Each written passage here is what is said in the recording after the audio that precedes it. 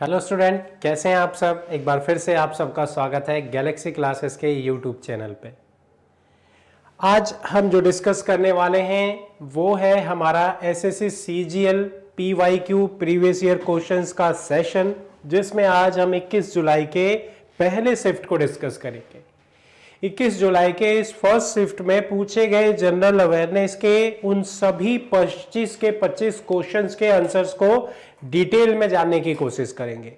वो क्वेश्चंस जो आपके एग्जाम में कई बार पूछे जा चुके हैं, वो क्वेश्चन जिनके दोबारा से पूछे जाने की एक्सपेक्टेशंस है, उन्हें हम डिटेल्ड में डिस्कस करेंगे। और वो क्वेश्चंस जैसे दोबारा पूछे जाने की कोई खास एक्सपेक्टेशंस नहीं है, उन्हें हम थोड़ा जल्दी से स्किप करेंगे।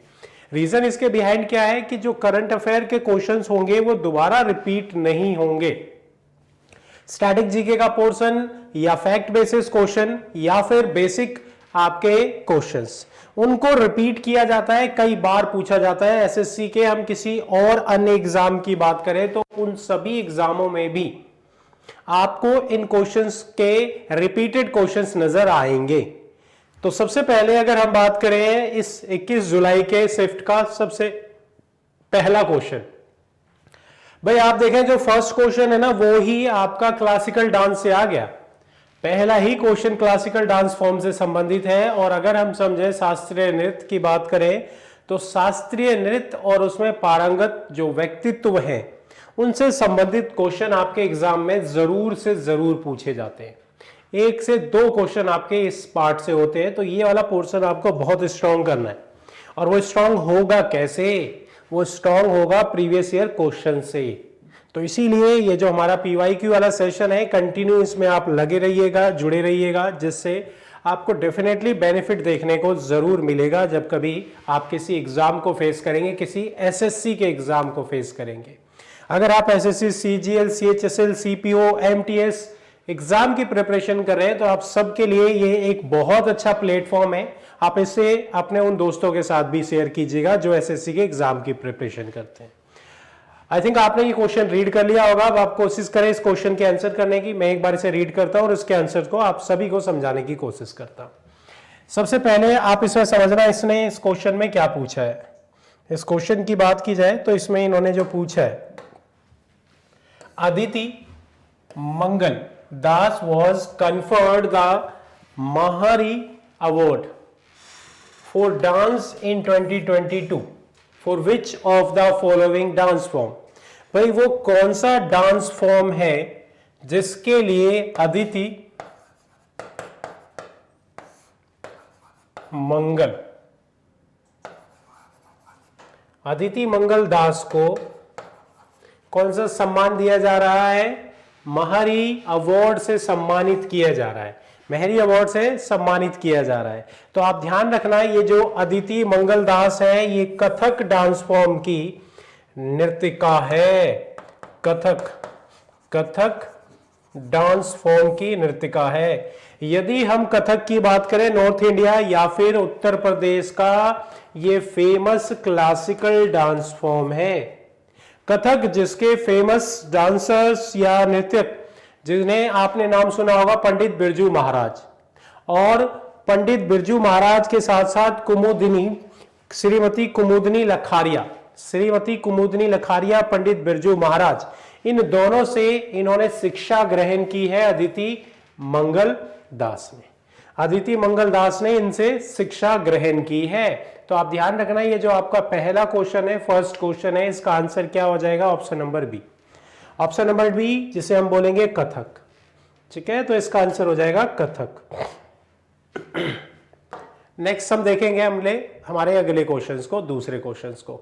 अब आप इस दूसरे क्वेश्चन को रीड करें और इस क्वेश्चन का आंसर करने की कोशिश करें। क्या पूछा गया इसमें और कैसे आप इस क्वेश्चन के आंसर को डिफाइन कर सकते हैं, इसे समझाने की कोशिश करें। पहले आप इस क्वेश्चन को रीड करने की कोशिश करें। तो आप सबसे पहले समझना है इसने क्या पूछा गया है। Who among the following give famous do और डाई स्लोगन? निम्न में से किसके द्वारा भारत छोड़ो आंदोलन का प्रसिद्ध नारा करो या मरो का नारा दिया था? ध्यान रखना, डू और डाई। या फिर अगर हम बात करें करो या मरो, करो या मरो। ये जो करो या मरो का नारा दिया था, ये दिया था महात्मा गांधी जी ने, महात्मा गांधी जी ने। इस महात्मा गांधी जी के द्वारा एक आंदोलन चलाया जा रहा था, भारत छोड़ो। एक आंदोलन चलाया जा रहा था, भारत छोड़ो। इसी वक्त 1942 में बॉम्बे के मैदान में इनके द्वारा यह नारा दिया गया, करो या फिर मरो। और इसी नारे के साथ हमने इस भारत छोड़ो आंदोलन को बहुत जोरदार तरीके से यहां पे किया गया पूरा। तो इस पे ध्यान रखना है, इस क्वेश्चन का आंसर क्या हो जाएगा, महात्मा गांधी जी, जिनके द्वारा 1942 में बॉम्बे के मैदान में करो या मरो का नारा या स्लोगन दिया गया था, डू एंड डाई। दूसरे क्वेश्चन का आंसर क्या हो जाएगा भाई, option number B, answer for second question. अब आप देखें थर्ड क्वेश्चन, तीसरे क्वेश्चन की बात करेंगे भाई। तीसरा क्वेश्चन क्या है, निम्नलिखित में से किसे प्रवाहचर उदाहरण माना जा सकता है। निम्न में से किसे प्रवाहचर उदाहरण माना जा सकता है। तो आप ध्यान रखना, ये जो प्रोडक्शन ऑफ राइस या फिर इंपोर्ट ऑफ क्लॉथ या फिर चेंज इन कैपिटल, किसे which of the following can be considered as the example of flow of variable, flow of variable। चावल का उत्पादन फ्लो ऑफ वेरिएबल, कपड़े का आयतन फ्लो ऑफ वेरिएबल और पूंजी का परिवर्तन flow of variable. All of the above, option number B, all of the above, यानी पहला, दूसरा और तीसरा, ये तीनों के तीनों प्रवाह चर के उदाहरण माने जाएंगे, तीनों के तीनों प्रवाह चर के उदाहरण माने जाते हैं। तो इस तीसरे क्वेश्चन का आंसर क्या हो जाएगा, ऑप्शन नंबर बी। अगला स्टेटमेंट से रिलेटेड क्वेश्चन है और इसमें हमें इसके स्टेटमेंट को रीड करना होगा। अब इस स्टेटमेंट को रीड करना है हमें। सबसे पहले तो इस स्टेटमेंट में हमें देखना है क्या पूछा है इन्होंने। तो अगला आप ध्यान रखना, पूछा गया परिगर्भिक कोशिकाओं के बारे में सही विकल्प का चयन कीजिए। ठीक है, तो इसमें जो सही विकल्प है इसके बारे में इसका चयन करना है। दो विकल्प दिए हैं इन्होंने। पहला विकल्प दिया है, यह आहार में वसा की कमी के कारण होने वाला कुपोषण का एक रूप है। भाई यहां जो पूछा गया है कुशीरोकी, या ध्यान रखना ये जो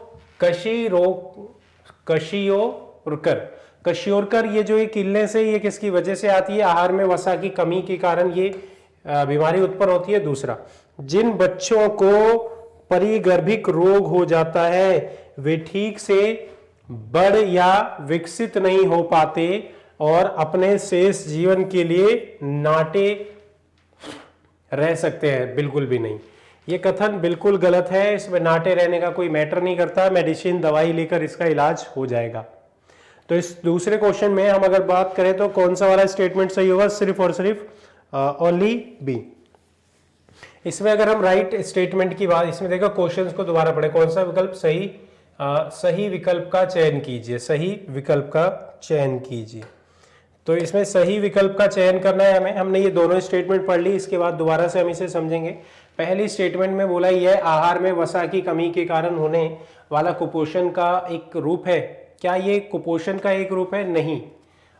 ध्यान रखिएगा, ये बेसिकली एक्चुअली मैंने स्टेटमेंट, ये वाला जो स्टेटमेंट होगा ये गलत होगा। और यहाँ पे पूछा गया जिन बच्चों में ये रोग हो जाता है ना एक बार, उससे इनकी जो कुपोषणता वो कम हो जाती है और जिसकी वजह से इनकी जो वृद्धि है, इनका जो विकास है वो रुक जाता है। यही वो कारण है जिसकी वजह से, ध्यान रखना यहाँ पे इसका आंसर क्या हो जाएगा, ओनली बी।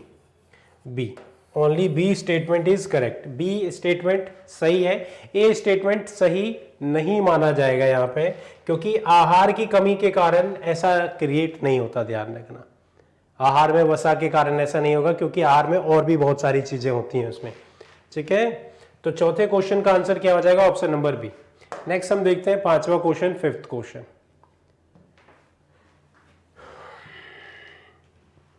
ग्लाइकोपरत को आप क्या कहते हैं जब यह जीवाणु के कोशिका आवरण में एक स्थिर आच्छाद की तरह होता है, एक ये होता है और एक कैप्सूल की तरह होता है, ध्यान रखना। बेसिकली एक कैप्सूल की तरह होता है, ये जो हमारे बॉडी पार्ट में एक परत होती है ऊपर में, उसमें जो आओ पंख परत होती है, उसी को हम ये डिफाइन करते हैं ग्लाइसो परत के नाम से, ध्यान रखना।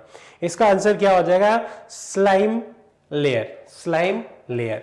नेक्स्ट देखते हैं 6th क्वेश्चन, छठा क्वेश्चन। भाई इस छठे क्वेश्चन को समझेंगे। इसमें देखो क्या पूछेगा आपसे, which of the following organic compound is the synonymous with ऑल्फियन gas which is used to make refrigerate and other chemicals. निम्न में से वो कौन सा कार्बनिक यौगिक ओलेफी एंड गैस का प्राय है जिसका इस्तेमाल संवेदना, हरक, प्रशीतक और अन्य रसायनों को बनाने के लिए किया जाता है? तो आप ध्यान रखना, अगर हम बात करें एथिलीन की तो इसका आंसर हो जाएगा एथिलीन। इस केमिकल या इस रसायन का उपयोग खट्टे फलों को पकाने के लिए किया जाता है या सब्जियों को पकाने के लिए किया जाता है, ध्यान रखना। खट्टे फलों को या सब्जियों को पकाने के लिए किया जाता है।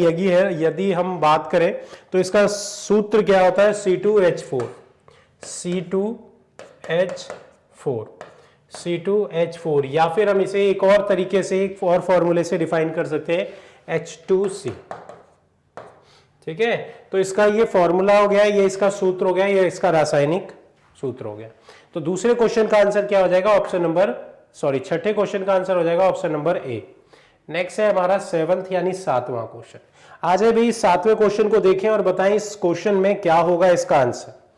During the region of Akbar was the land that has lain fallow for 3 or 4 year. Akbar के शासन काल के दौरान वह भूमि जो 3 या 4 वर्षों से बंजर पड़ी हो। भाई आप ध्यान रखना, अकबर के जो फाइनेंस मिनिस्टर थे वो कौन थे? राजा टोडरमल। तो आप ध्यान रखना, ये जो फाइनेंस डिपार्टमेंट है, फाइनेंस डिपार्टमेंट जो वित्त डिपार्टमेंट है, वित्त भाग है, ये किसके पास था? राजा टोडरमल के पास था। और राजा टोडरमल के आसपास था। और जब इन्होंने 1571 से लेके 1580 तक, 1571 से 80 के दौरान, ये जो 10 साल का पीरियड था, इस 10 ईयर के पीरियड में इन्होंने जो वहां की जमीन है उसकी जांच की और वहां पे उन्होंने इन्हें अलग अलग नाम दिया। ध्यान रखना, इन्हें अलग अलग नाम दिया, जिनमें अगर हम बात करें तो बेसिकली इन नामों में हम समझें कि वो क्या नाम दिया इन्होंने। तो सबसे पहले आप ध्यान रखना, यदि बंजर भूमि की बात की जाए तो बंजर भूमि जिसमें कभी खेती ना की जाए, ना की गई है। और अगर हम पोलाज जमी की बात करें, पोलाज जमी ये वो जमीन होगी जो जिस पर हमेशा खेती होती है, जिस पर खेती होती है। और यदि हम चाचर की बात करें तो यहां पे क्या बोला है? इसका आंसर भी यही होगा, ऑप्शन नंबर सी। चाचर 3 या 4 वर्ष से, 3 या 4 वर्ष से खाली पड़ी जमीन। और ये जो पड़ोती है, ये पड़ोती ये डिफाइन किया है राजा टोडरमल के द्वारा कि जब कभी जमीन की उर्वरकता को बढ़ाना होता है तो उसके लिए उसे कुछ समय के लिए परती छोड़ दिया जाता है, खाली छोड़ दिया जाता है, इसीलिए इसे यहां डिफाइन किया। फिलहाल यहां आपसे पूछा है 3 और 4 साल के लिए जिस पे खेती ना की जाए उसे क्या बोला जाएगा? तो यहां पे इसे चाचर का नाम दिया गया, चाचर, उस जमीन को, ध्यान रखना। तो इस क्वेश्चन का आंसर क्या हो जाएगा? ऑप्शन नंबर सी, चाचर। और अकबर जो कि अगर हम बात करें मुगल एम्पायर के तीसरे शासक थे, बाबर जिनके पिता थे और हुमायूं जिनके दादा थे, ध्यान रखना। इस प्रकार से हुमायूं, बाबर और अकबर। तो ये क्वेश्चन है। अब इसके बाद देखेंगे हम हमारे 8वें क्वेश्चन को, 8th क्वेश्चन को। 8वां क्वेश्चन, छाऊ लोक नृत्य की कितनी प्रमुख शैलियां हैं? छाऊ लोक नृत्य 3 राज्यों में ज्यादातर बनाया जाता है और इसकी वजह से इसकी शैलियां भी तीनों राज्यों में अलग अलग है। 3 शैलियां हैं इसकी, जिसमें यदि हम बात करें सबसे पहले तो आप ध्यान रखना, पुरुली, वेस्ट बंगाल में जब ये छाऊ मनाया जाता है तो उसको बोलते हैं पुरुली। ये कहां पे, वेस्ट बंगाल में। वेस्ट बंगाल की जो पहली छाव की कला है उसको बोलते हैं पुरुली। एज इट इज अगर हम बात करें तो झारखंड में जब इसे मनाया जाता है तो झारखंड में इसे बोला जाता है सेराय केला, सेरा केला, सेराय केला।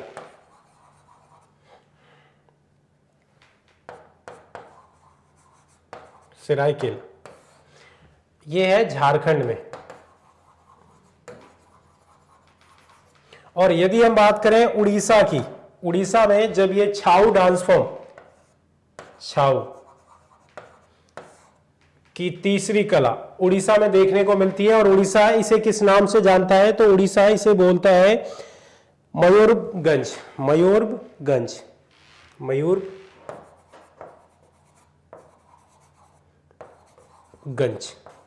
ये उड़ीसा के लिए। तो आप ध्यान रखना ये जो छाऊ है इसे हम कितने, तो 3 पार्ट्स में डिफाइन करते हैं, और ये तीनों, ये जो छाऊ के डांस फॉर्म है, पुरुलिया जिसे कि वेस्ट बंगाल में परफॉर्म किया जाता है, और सेराय केला जो कि झारखंड में परफॉर्म किया जाता है, और मयूरगंज, मयूरगंज जो कि छाऊ की एक ऐसी डांस फॉर्म है जो आपको उड़ीसा में देखने को मिलेगा। तो यानी बेसिकली यहां पूछा है छाऊ लोक नृत्य कितने स्टाइल में होता है, तो 3 स्टाइल में होता है। इस 8वें क्वेश्चन का आंसर क्या हो जाएगा, option number C, option number C. भाई इसके बाद हम देखेंगे इस 9वें क्वेश्चन को, 9th क्वेश्चन को, जिसमें क्या पूछा गया, डॉक्टर DS अठारवाल, डॉक्टर DS अठारवाल जिनका पूरा नाम दिलबाग सिंह अठारवाल था, दिलबाग सिंह अठारवाल, दिलबाग सिंह आठवाल। भाई दिलबाग सिंह आठवाल के द्वारा वीट का फादर बोला जाता है इसे, वीट रिवॉल्यूशन का, क्योंकि इनके द्वारा PV18 नाम की एक ऐसी किस्म बनाई गई गेहूं की जिससे पैदावार बहुत बड़ी मात्रा में बढ़ गई, पैदावार बहुत बड़ी मात्रा में बढ़ गई। ठीक है, ग्रीन रिवॉल्यूशन जिसके जनक NS स्वामीनाथन है, और अगर हम MS स्वामीनाथन की बात करें वो किसके, तो ग्रीन रिवॉल्यूशन के फादर के रूप में जाने जाते हैं, फादर के रूप में देखे जाते हैं। फिलहाल अगर हम वीट की बात करें तो एक ऐसी किस्म बनाई गई इनके द्वारा जिसे नाम दिया गया PV18, जिसकी वजह से गेहूं के उत्पादन में एक रिवॉल्यूशन सा आ गया, इसमें क्रांति सी आ गई और बहुत सारा इसका उत्पादन बढ़ने लगा। यही वो कारण है जिसकी वजह से इन्हें वीट के रिवॉल्यूशन का फादर बोला जाता है, वीट के रिवॉल्यूशन का फादर बोला जाता है। तो आपसे अगर मैं पूछूं इसका आंसर क्या हो जाएगा, तो इसका आंसर हो जाएगा वीट यानी गेहूं। अगला क्वेश्चन देखेंगे हम 10th क्वेश्चन, 10वां क्वेश्चन। आ जाए भी 10वां क्वेश्चन देखते हैं। क्वेश्चंस के आंसर्स देखते रहे, कमेंट करते रहे, किसी को किसी भी प्रकार का कोई डाउट हो। संविधान को अपनाने के अलावा गणतंत्र दिवस मनाने के लिए 26 जनवरी किस रूप में जाना जाता था? ये जो 26 जनवरी है, तो आप ध्यान रखना है इसी दिन 1930 में, 1930 में पूर्ण स्वराज, पूर्ण स्वराज की घोषणा की थी, पूर्ण स्वराज की घोषणा की थी। ओके, क्योंकि इसी दिन पूर्ण स्वराज की घोषणा की थी लाहौर अधिवेशन में, लाहौर अधिवेशन में, लाहौर में ये जो अधिवेशन किया गया 1929 में, उसी दौरान यहां पे इसे डिफाइन कर दिया गया था कि भारत ने पूर्ण स्वराज के लिए एक बिल पास किया, बिल भेजा, बट यहां पे फाइनली इसकी घोषणा जो है वो इनके द्वारा, इंडियन नेशनल कांग्रेस के द्वारा, इस टाइम जो इसकी अध्यक्षता है वो किसके द्वारा की गई थी? पंडित जवाहरलाल नेहरू के द्वारा की गई थी। और पंडित जवाहरलाल नेहरू ने यहां पे 1930, 26 जनवरी 1930 को पूर्ण स्वराज दिवस के रूप में मनाने की घोषणा की, और यही वो कारण है जिसकी वजह से हमने हमारे संविधान को अगर हम समझे तो 26 नवंबर 1949 में तैयार हो जाने के पश्चात हमने इसे 26 जनवरी को लागू किया, ना कि 26 नवंबर को लागू किया। अब यहां पे क्योंकि हमारा संविधान 26 नवंबर को बनकर पास होकर पूरी तरीके से तैयार हो चुका था, बट हमने इसे फिर भी लागू नहीं किया, हमने इसे 26 जनवरी को लागू किया। यही वो महत्व था जिसकी वजह से हमने हमारे संविधान को लागू करने से रोका। अच्छा, भारत में जो ये 26 नवंबर 1949 में बना, यही वो कारण है जिसकी वजह से 26 नवंबर को हम कॉन्स्टिट्यूशन डे मनाते हैं, कॉन्स्टिट्यूशन डे मनाते हैं, संविधान दिवस के रूप में मनाते हैं, ध्यान रखना, ठीक है। पूरा जो भारत का संविधान है उसे बनने में कितना समय लगा? 2 साल 11 महीने 18 दिन का समय लगा। संविधान सभा में जो हमारी असेंबली का गठन किया गया था, उसमें अध्यक्ष बनाया गया था डॉक्टर राजेंद्र प्रसाद को। अगर ड्राफ्टिंग कमेटी की बात करें तो उसका चेयरमैन बनाया गया था BR अम्बेडकर को, डॉक्टर भीमराव अंबेडकर जी को। तो ये कुछ फैक्ट थे जो हमने यहाँ पे आपके साथ शेयर किए। इसके बाद हम देखेंगे अगला क्वेश्चन, और वो है क्वेश्चन नंबर 11। क्वेश्चन नंबर 11, अटल पेंशन योजना में लाभार्थी बनने के लिए आयु की मापदंड कितनी होनी चाहिए भाई? 18 से 40 वर्ष का जो भी व्यक्ति होगा वो इस अटल पेंशन योजना के लिए, भाई जितने भी अनऑर्गेनाइज सेक्टर्स हैं, उन ऑर्गेनाइज सेक्टर्स के लिए एक पेंशन योजना शुरू की गई, जिसे पेंशन योजना को नाम दिया गया अटल पेंशन योजना।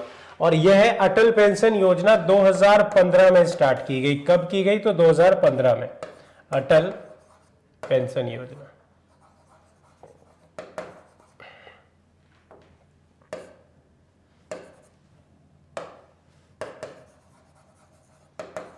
अटल पेंशन योजना, ठीक है भाई।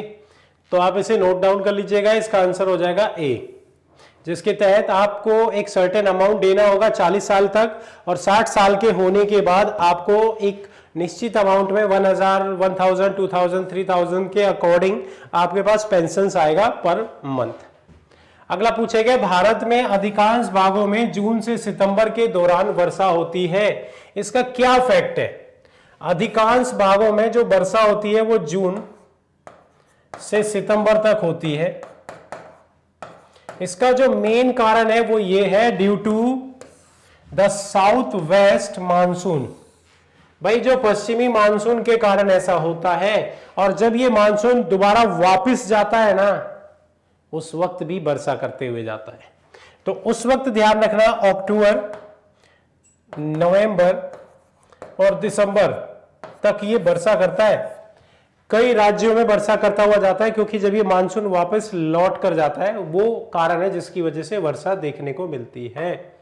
अगला क्वेश्चन हम देखेंगे 13 यानी 13वां क्वेश्चन। भाई 13वें क्वेश्चन में आपसे पूछा गया, निम्नलिखित में से कौन सी गोदावरी नदी की सहायक नदियां नहीं है? मैं बात करूं मांजरा या फिर पूर्णा या फिर प्राणहिता, तो ये तीनों की तीनों इसकी सहायक नदियां हैं। तो यदि हम बात करें, ये तीनों की तीनों इसकी सहायक नदियां हैं, ये दोनों, और एक ये तीसरी। अगर मैं महानदी की बात करूं तो ये इसकी सहायक नदी नहीं है। यही वो कारण है जिसका मतलब इसका आंसर क्या हो जाएगा? माही। माही यहां पे ध्यान रखना, अगर हम बात करें MP से इसका उद्गम होता है, मध्य प्रदेश से, ध्यान रखना, और अरब की खाड़ी में ये जाके गिरती है अरब सागर में। 14 क्वेश्चन, 14वें क्वेश्चन का आंसर देखेंगे, और इस 14वें क्वेश्चन में देखें क्या पूछा गया, विच of the following countries will host the para badminton championship इन 2023? निम्न में से वो कौन सा देश है जिसने इसे होस्ट किया? तो ध्यान रखना, अगर हम बात करें इसे किसके द्वारा, थाईलैंड के द्वारा होस्ट किया गया, और ये इसका आयोजन हो भी चुका है। और यहां पे अगर हम लोग बात करें तो भारत के द्वारा इसमें अगर हम देखें तो थाईलैंड के पटाया में हुआ था, और बेसिकली इसमें भारत यानी इंडिया के द्वारा 16 मेडल जीते गए।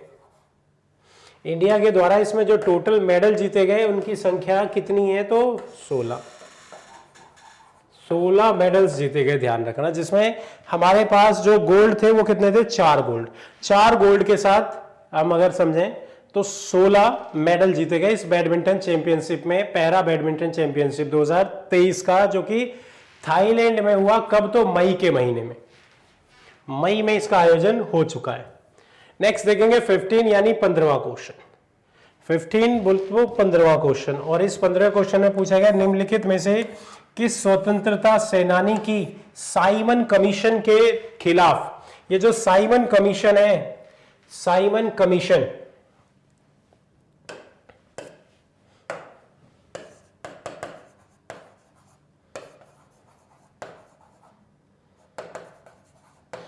भाई भारत के द्वारा बनाए गए संविधान में सुधार करने के लिए 7 सांसद को अपॉइंट किया गया, 7 सांसद को अपॉइंट किया गया, लेकिन वो सातों के सातों कौन थे? ब्रिटिश।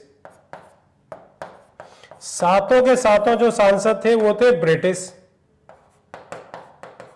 जिसके कारण इंडियंस ने इस साइमन कमीशन का विरोध किया, और आपने सुना भी होगा नारे लगाए गए गो बैक साइमन। तो यहां पे ध्यान रखना है, इसकी वजह से जब 1928 में इसके विरोध में नारे लगाए जा रहे थे तो लाला लाजपत राय जी की लाठी मारकर हत्या कर दी गई। लाला लाजपत राय जी के अगर हम बात करें, छाती पे लाठियों से जो अंग्रेजों के द्वारा घायल कर दिया गया, जिसकी वजह से इनकी मृत्यु हो गई। और ये वो व्यक्ति थे जो कि इसके खिलाफ जो विरोध प्रदर्शन था उसके दौरान यहां पे इसमें काले झंडे दिखाए गए। ध्यान रखना, जहां कमीशन के काले झंडे दिखाए गए थे उसमें लाला लाजपत राय की क्या हो गई थी भाई? मृत्यु हो गई थी। इसके बाद नेक्स्ट देखेंगे हम अगले क्वेश्चन को, और अगला क्वेश्चन है हमारा 16 यानी 16वां क्वेश्चन। 16वां क्वेश्चन, और इस 16वें क्वेश्चन में पूछा गया है हमसे the national poverty line for 2011-12 was estimated as dates per capita month for urban. यदि हम अर्बन एरिया की बात करें तो यहां पे डिफाइन किया गया था 1000 per capita income for per month, एक मंथ के लिए जो अर्बन एरिया है ये 2011 और 12 में डिफाइन किया गया था। अगर हम किस लाइन की बात करें तो पॉवर्टी लाइन की बात करें, नेशनल पॉवर्टी लाइन की बात करें, ठीक है। 2011 के और 12 के अकॉर्डिंग था ये डेटा। नेक्स्ट देखेंगे 17 क्वेश्चन, 17वां क्वेश्चन। The finance commission of India is the required to make recommendation to the डेस। भारत के वित्त आयोग को डेस ने सिफारिश करने की आवश्यकता होती है। जो भारत का वित्त आयोग है ना, फाइनेंस कमीशन, पहली बार इसका गठन 1951 में किया गया था, 1951 में किया गया था। और आर्टिकल 280 के तहत जो भारत का प्रेसिडेंट है, तो इस भारत के प्रेसिडेंट के द्वारा वित्त आयोग को जो भारत का राष्ट्रपति से सिफारिश करने की आवश्यकता होती है। भारत के वित्त आयोग को किससे? तो भारत के राष्ट्रपति से सिफारिश करने की आवश्यकता होती है। इस 17 क्वेश्चन का आंसर क्या हो जाएगा? Option number D. किस आर्टिकल के तहत इसे डिफाइन किया गया? तो आर्टिकल 280, जिसके तहत इसे डिफाइन किया गया है। 17 क्वेश्चन का आंसर होगा ऑप्शन नंबर डी। नेक्स्ट देखेंगे हम 18वां क्वेश्चन। इस 18वें क्वेश्चन में क्या पूछा गया है? इस 18वें क्वेश्चन में पूछा गया है FTX crypto cup is associated with which of the following sport event। तो ये बेसिकली ये जो FTX क्रिप्टो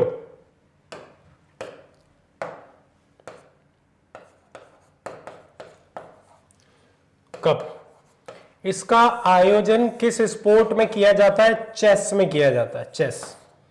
और यदि हम चेस के दो महान खिलाड़ियों की बात करें तो आप ध्यान रखना, जो अभी नंबर 1 पे है उनका नाम है मैग्नस कार्लसन। यहां पे अगर हम बात करें तो कौन? तो जो मैग्नस कार्लसन है, मैग्नस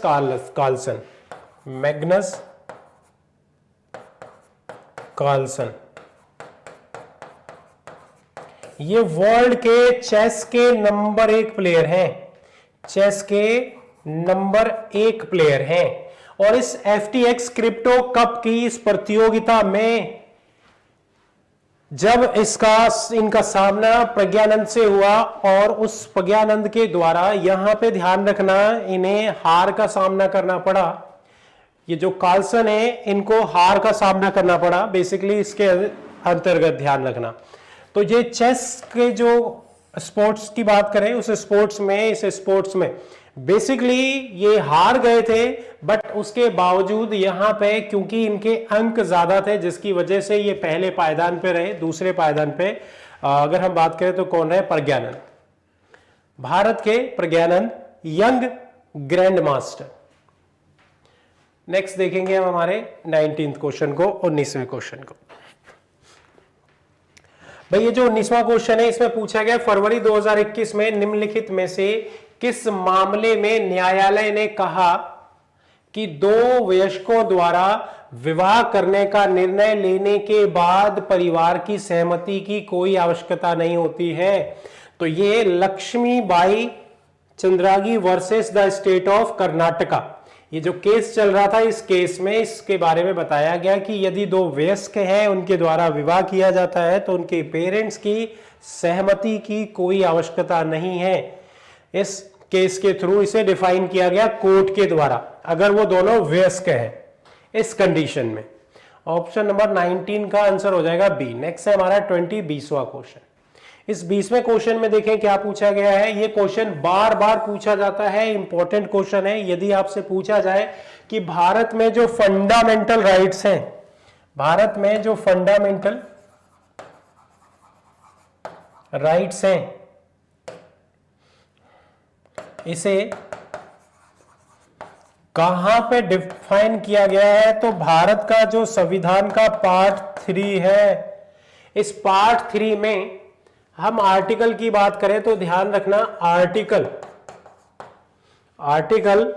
12 से 35 तक जो डिफाइन किया गया है वो आर्टिकल किससे संबंधित है? फंडामेंटल राइट से। वो आर्टिकल किससे संबंधित है? तो फंडामेंटल राइट से संबंधित है। बेसिकली यही वो कारण है जिसकी वजह से इसका आंसर क्या हो जाएगा? पार्ट 3। जब हम हमारे पार्ट 3 की बात करेंगे, अगर हम शेड्यूल की बात करें, संविधान में 395 आर्टिकल्स है, 395 आर्टिकल्स है संविधान में, 12 शेड्यूल है संविधान में, 22 पार्ट्स है।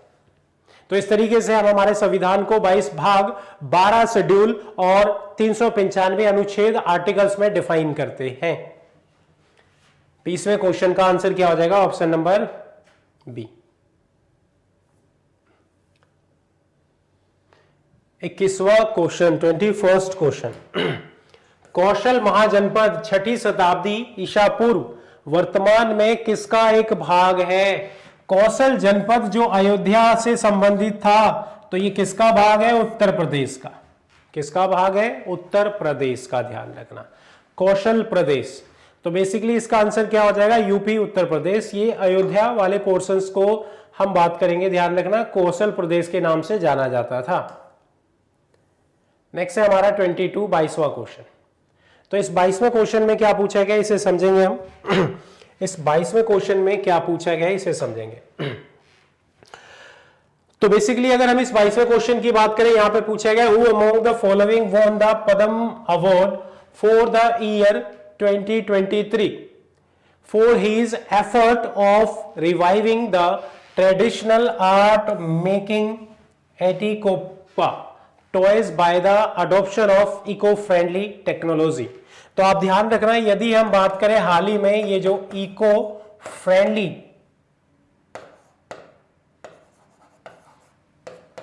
टॉय बनाए गए, खिलौने बनाए गए, टॉय बनाए गए, खिलौने बनाए गए, इको फ्रेंडली, ये जो टॉयज बनाए गए, खिलौने बनाए गए, इन खिलौनों को जो बनाने का हक दिया गया वो बेसिकली किन्हें दिया गया? सीवी राजू को दिया गया।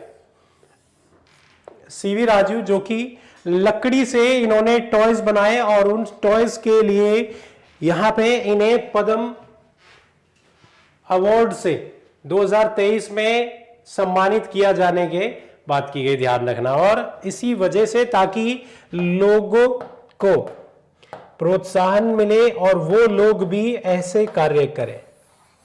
ठीक है, तो इन्होंने जो इको फ्रेंडली टॉयज बनाए, इनको क्या नाम दिया था? इन्होंने उसे नाम दिया था एपी खोपक्का खिलौने। बनाने की एक पारंपरिक कला को पुनर्जीवित करने के लिए अपने प्रयासों के लिए 2023 में पद्म पुरस्कार जीता है इन्होंने, ध्यान रखना। ठीक है, सीवी राजू। इस क्वेश्चन का आंसर क्या हो जाएगा? सीवी राजू। 22 क्वेश्चन का आंसर था सीवी राजू। नेक्स्ट हम देखेंगे 23rd क्वेश्चन, 23वां क्वेश्चन। 23rd क्वेश्चन, 23वां क्वेश्चन, और इस 23वें क्वेश्चन में पूछा गया है the north south corridor link which of the two major cities. वो कौन सी दो मेजर सिटीज है जिसे ये जोड़ने का काम करता है? ये कौन सी दो मेजर सिटीज है? तो अगर मैं बात करूं, ध्यान रखना, तो श्रीनगर, श्रीनगर जो कि कहां पर है? JNK, जम्मू एंड कश्मीर में। और नेक्स्ट यदि हम बात करें तो ध्यान रखना, श्रीनगर, विशाखापट्टनम, ले कन्याकुमारी, ले विशाखापट्टनम। इसका आंसर क्या होगा भाई? श्रीनगर एंड कन्याकुमारी। श्रीनगर से कन्याकुमारी, कन्याकुमारी। और ये जो कन्याकुमारी है ये कहां पर है? तमिलनाडु में, तमिलनाडु में। इन दोनों के बीच ये कॉरिडोर बनाया गया जिसे हम उत्तर दक्षिणी गलियारा या कॉरिडोर के नाम से जानते हैं, जो लगभग 4076 किलोमीटर लंबा है। जो कितना लंबा है? 4076 किलोमीटर। 4076 किलोमीटर का डिस्टेंस है इस कॉरिडोर का। ये कॉरिडोर जो कि आपका उत्तर से दक्षिण की ओर जाएगा, इस तरीके से ये नॉर्थ से दक्षिण की ओर जाएगा। बिल्कुल कन्याकुमारी हमारे एंडिंग पॉइंट से इसे इस एंडिंग पॉइंट तक जोड़ा जाएगा, और जिसमें इसे 4076 किलोमीटर की डिस्टेंस को ये कवर अप करेगा। इसके तहत इस क्वेश्चन का आंसर हो जाएगा ऑप्शन नंबर डी। आप इसे नोट कर लेना, श्रीनगर टू कन्याकुमारी, श्रीनगर टू कन्याकुमारी। 23वें क्वेश्चन का आंसर था ऑप्शन नंबर डी। अगला क्वेश्चन है हमारा 24वां question. Shivaputra Siddaramaiah Komkali is the original name of which of the following Indian classical singer? Shivaputra Siddaramaiah Komkalimath निम्नलिखित में से किस भारतीय शास्त्रीय गायक का मूल नाम था? किस भारतीय शास्त्र का मूल नाम था? तो ध्यान रखना, पंडित कुमार गंधर्व। पंडित कुमार गंधर्व की बात करें तो इन्हीं का दूसरा नाम क्या था? शिवपुत्र, शिवपुत्रा सिद्धारमैया।